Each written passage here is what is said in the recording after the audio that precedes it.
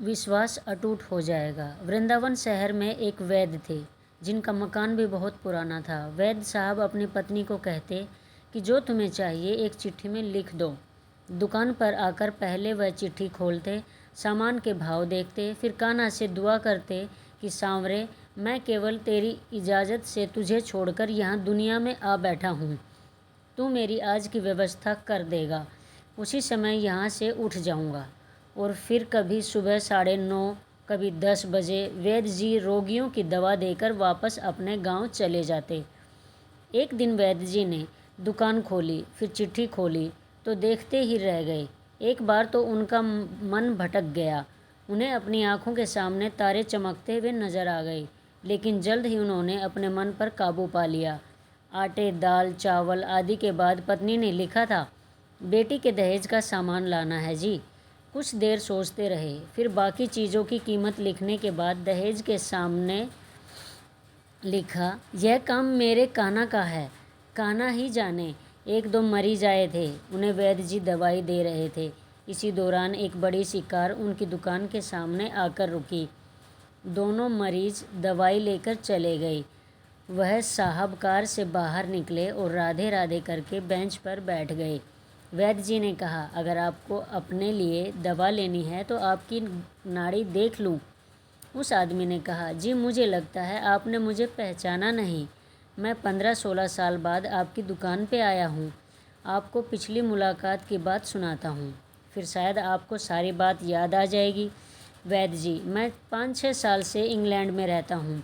England जाने से पहले मेरी शादी हो गई, लेकिन अब तक बच्चा नहीं हुआ। यहाँ भी इलाज किया और इंग्लैंड में भी करवाया, लेकिन हमारी किस्मत में शायद बच्चा नहीं था। आपने कहा था मेरे भाई, अपने भगवान से निराश ना हो, याद रखो उसके खजाने में किसी चीज़ की कोई कमी नहीं है।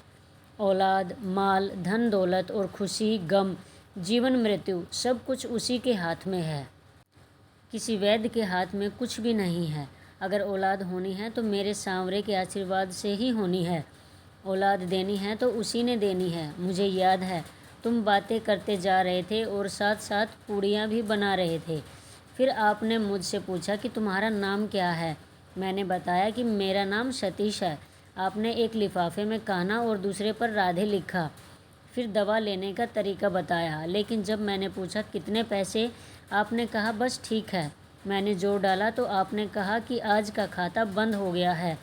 मैंने कहा, मुझे आपकी बात समझ नहीं आई भाई। आज के घर खर्च के लिए जितनी रकम वैद्य ने कान्हा जी से मांगी थी वह सांवरे ने इनको दे दी है।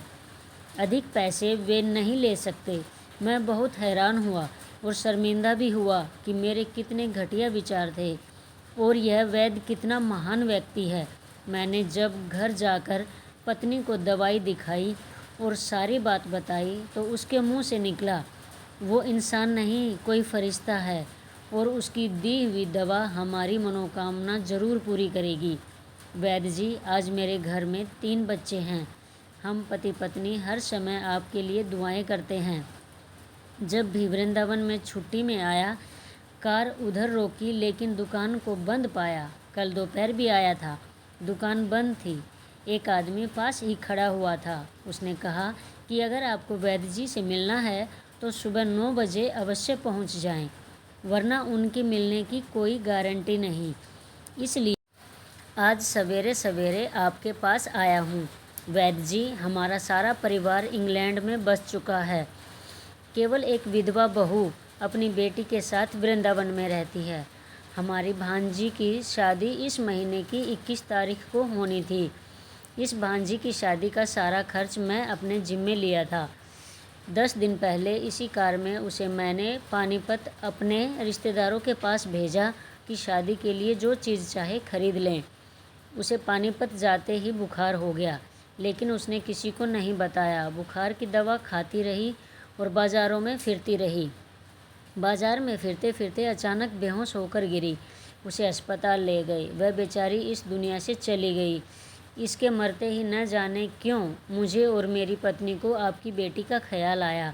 हमने और हमारे सभी परिवार ने फैसला किया है कि हम अपनी भांजी के सभी दहेज का साज सामान आपके यहाँ पहुँचा देंगे। शादी जल्दी है तो इंतज़ाम खुद करेंगे, और अगर अभी कुछ देर है तो सभी खर्चों के लिए पैसा आपको नकदी पहुंचा देंगे। आप कृपा करके मना मत करना। अपना घर दिखा दें ताकि सारा सामान वहां पहुंचाया जा सके। वैद्य जी हैरान परेशान हुए, बोले, सतीश जी, आप जो कुछ कह रहे हैं मुझे समझ नहीं आ रहा। मेरा इतना मन नहीं है। मैं तो आज सुबह जब पत्नी के हाथ की लिखी हुई चिट्ठी यहाँ आकर खोल कर देखा तो मिर्च मसाला के बाद जब मैंने ये शब्द पढ़े, बेटी के दहेज का सामान, तो आपको पता है मैंने क्या लिखा। आप खुद यह चिट्ठी ज़रा देखें। सतीश जी यह देखकर हैरान रह गए कि बेटी के दहेज के सामने लिखा हुआ था, यह काम कान्हा का है। कान्हा ही जाने। सतीश जी यकीन करो, आज तक कभी ऐसा नहीं हुआ था कि पत्नी ने चिट्ठी पर बात लिखी हो और मेरे सावरे ने उसका उसी दिन व्यवस्था न कर दी हो। आपकी भांजी की मौत का मुझे सदमा है, अफसोस है, लेकिन मैं सांवरे की कुदरत से हैरान हूँ कि वे कैसे अपने काम दिखाता है। जय श्री राधे।